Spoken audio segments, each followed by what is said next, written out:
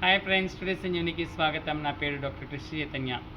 ఈరోజు మనం చెప్పుకునే ముఖ్య విషయం వచ్చేసరికి వీర్య కణాల యొక్క లోపం యువతలో బాగా ఎక్కువగా కనిపిస్తుంది. ముఖ్యంగా చెప్పాలంటే ఈ వీర్య కణాల యొక్క లోపం అనేది యువతలో స్మోకింగ్ హ్యాబిట్స్ వలన, ఆల్కహాలిక్ వల్ల, నెక్స్ట్ డ్రెస్ వేరింగ్ వలన కణాల యొక్క తగ్గుదల అనేది బాగా ఎక్కువగా కనిపిస్తూ ఉంది.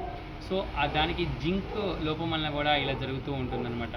సో అందుకని మన యొక్క హ్యాబిట్స్ అనేవి మార్చుకొని జింక్ ఎక్కువగా ఉన్న పదార్థాలు తీసుకున్నట్లయితే ఆ వీర్య కణాల యొక్క ఉత్పత్తి అనేది బాగుంటుంది.